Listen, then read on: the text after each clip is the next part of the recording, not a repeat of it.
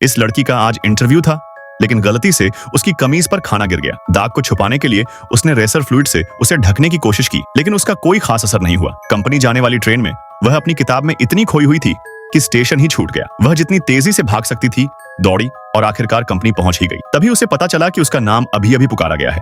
वह भागती हुई इंटरव्यू रूम में गई और देर से आने के लिए माफी मांगी। अपने कपड़े ठीक करने के बाद वह एक कुर्सी पर बैठ गई। एक सख्त इंटरव्यूअर ने देखा कि उसने अपनी कमीज पर लगे दाग को रेसर फ्लूइड से ढक लिया है और अपने जूते खराब कर लिए हैं। उसने उसे सख्ती से कहा कि जो व्यक्ति समय और दिखावे की कदर नहीं करता वह वकील नहीं हो सकता और उसे जाने के लिए कह सकता है। लड़की परेशान हो गई और जाने लगी, लेकिन जाने से पहले उसने कहा, मैं बाहर बैठूंगी, अगर आप अपना मन बदल लें तो मुझे वापस बुला लेना। फिर एक इंटरव्यूअर ने टीम को बताया कि जिस लड़की को अभी अभी रिजेक्ट किया गया था वह असल में एक राष्ट्रीय चैंपियन थी। सभी हैरान रह गए और उन्होंने उसे दूसरा मौका देने का फैसला किया। आखिरकार उसे बाकी उम्मीदवारों के साथ वापस बुलाया गया। पहले सवाल ने तुरंत उसकी सोच की परीक्षा ले ली। कल्पना कीजिए कि 100 यात्रियों वाली एक ट्रेन पटरी पर पड़े एक पत्थर से लगभग टकरा जाती है। अगर इंजीनियर ने पटरी बदल दी होती तो 100 यात्री बच जाते, लेकिन दूसरी पटरी पर मौजूद मजदूर की मौत हो जाती। तो इंजीनियर ने 100 लोगों को बचाया, लेकिन मजदूर मर गया। अब क्या इसे साजिश माना जाएगा? बाकी सभी उम्मीदवारों ने नहीं में जवाब दिया। इंजीनियर ने एक मजबूरी भरा फैसला लिया। यह साजिश नहीं थी, लेकिन लड़की ने तुरंत जवाब दिया, हाँ ये साजिश थी। सभी हैरान रह गए। वरिष्ठ साक्षात्कारकर्ता ने पूछा, भले ही उसने 100 लोगों को बचाया हो,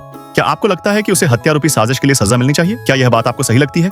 लड़की ने तुरंत जवाब दिया, मैंने नहीं कहा कि उसे सजा मिलनी चाहिए। सवाल यह था कि क्या यह साजिश थी या नहीं, और हाँ यह साजिश थी, क्योंकि इंजीनियर जानता था कि पटरी बदलने से मजदूर जरूर मर जाएगा, और जब आप जानबूझकर कोई ऐसा काम करते हैं जिससे किसी की मौत हो जाती है तो उसे हत्या रूपी साजिश कहते हैं। पूरा कमरा खामोश हो गया।